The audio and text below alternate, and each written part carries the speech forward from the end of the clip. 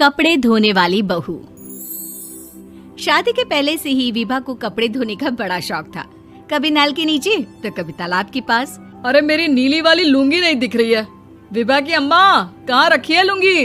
अरे वो तो विभा ने परसों ही धोकर रखी थी आपकी अलमारी में, देखो वहीं होगी। वो ना मैंने आज धो दी, मुझे लगा कि गंदी हो गई होगी।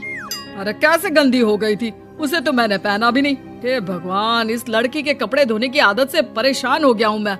जितना तो घर में राशन नहीं आता, उससे कहीं ज्यादा डिटर्जेंट पाउडर का खर्चा है। इसकी शादी करवा दो, शादी जाए अपने घर में ही करे काम, फिर चाहे घर के कपड़े धोने हो या पूरे गांव के। हाँ ठीक बोल रही हूँ, देखता हूँ मैं कोई लड़का। वो दिन भी आ जाता है जब विभा को देखने लड़के वाले आ जाते हैं। लड़की मुझे अच्छी लगी। होने वाली सास कहती है, बेटी अगर कुछ पूछना है तो पूछ लो। वैसे तो हमारी लड़की बहुत ही शर्मीली है, जो बोल दो वो मान लेती है, इसे क्या पूछना होगा। अरे कैसी बात कर रही हो माँ, मुझे इन लोगों के घर रहना है, सवाल तो कई है। हाँ हाँ बेटा, पूछ लो ना, क्या पूछना है। आप लोगों के घर कपड़े कौन धोता है? सास का मुंह बन जाता है।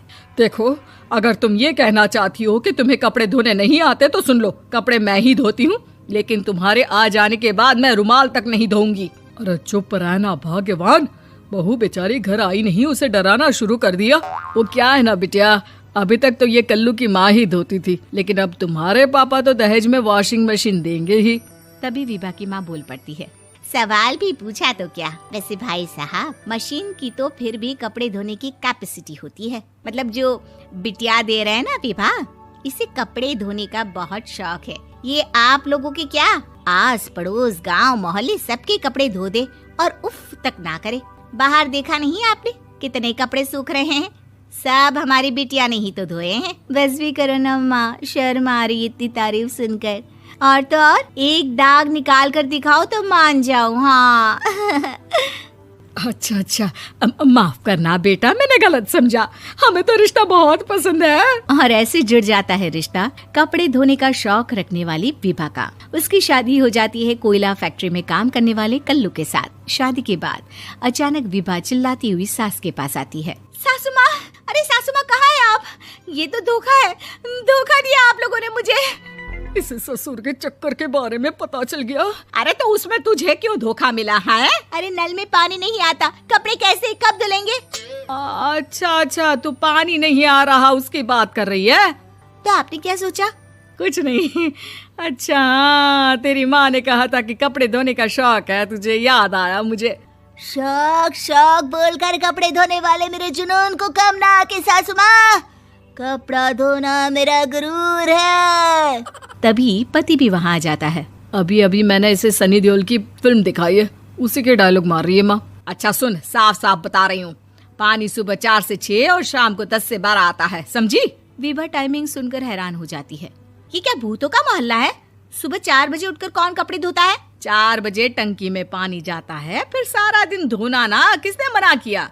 अरे कैसी बात कर रही हैं? 200 लीटर की टंकी में कितने कपड़े धो लूंगी मैं, सुबह ही उठ जाऊंगी मैं। अब क्या था, विभा सुबह 4 से लेकर रात के 12 बजे तक कपड़े ही धोती रहती।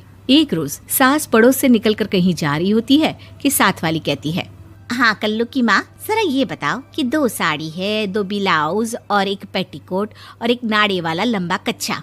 हाँ तो? अरे तो क्या, कितना लोगी धुलाई ये बताओ। धोबन दिख रहे हैं हम क्या? हमारे पति सरकारी नौकरी से अभी रिटायर हुए हैं और बेटा सुपरवाइजर है कोयला फैक्ट्री में।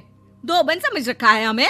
हाय रे कल्लू की अम्मा, माफ कर दो, वो तो मोहल्ले में यही सब बता रहे थे कि तुमने बहू को कपड़ा धुलवाने के काम में लगा दिया है। सास को पड़ोसन की बात सुनकर गुस्सा आ जाता है। वो घर पहुंचती है जहां घर के बाहर ही इतने सारे कपड़े सूख रहे होते हैं जितने कि किसी धोबन के घर पर। अरे ओ कल्लू की दुल्हन, बाहर निकल। माँ जी यहीं आ जाओ, बाथरूम में चादर धो रहे हैं हम। अरे अभी हम धोते हैं, तुमको बाहर निकलो। ये आस पड़ोस वाले बोल रहे हैं कि हम बहू से कपड़े धुलवा कर उसे कपड़ा धोने वाली बना दिए हैं। अरे छोड़ो ना माँ जी, किन लोगों की बातों में आती हो?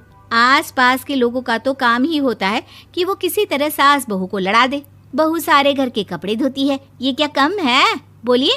सास को भी लग जाता है कि वो बहू का ये सनकीपन नहीं छुड़वा सकती, इससे अच्छा है कि खुद ही चुप हो जाए।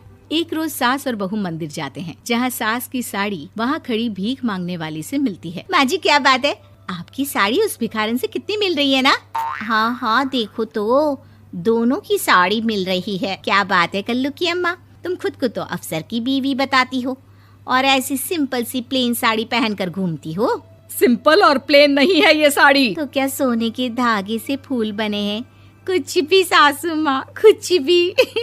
हाँ बने थे इस साड़ी में सोने के धागे से फूल। मेरे पति लेकर आए थे मद्रास से स्पेशली मेरे लिए 10,000 की। ताहे भाई साहब इस भिखारन के लिए भी सेम टू सेम साड़ी लेकर आए होंगे 10,000 की। सास उस वक्त तो कुछ नहीं कहती, लेकिन बहू के साथ घर आती है और अलमारी से एल्बम निकाल कर लाती है। ये साड़ी देख रही है, ये वही साड़ी है जिसे मैंने अभी पहना था। इस साड़ी में ये जो चमकदार फूल दिख रहे हैं ना, ये सोने के धागों से काढ़े गए हैं। लेकिन तू लोकल वॉशिंग मशीन ब्रश से घिस घिस कर सारे फूलों को निकाल कर साड़ी प्लेन कर दी। मुझे माफ कर दीजिए सासू माँ। और तो और, जब मैंने तुझे तेरी गलती के लिए कुछ नहीं कहा, लेकिन तूने तो सबके सामने मेरा मजाक ही बना दिया। क्यों? बहू को समझ में आ जाता है कि अब से उसका कपड़े धोना बंद।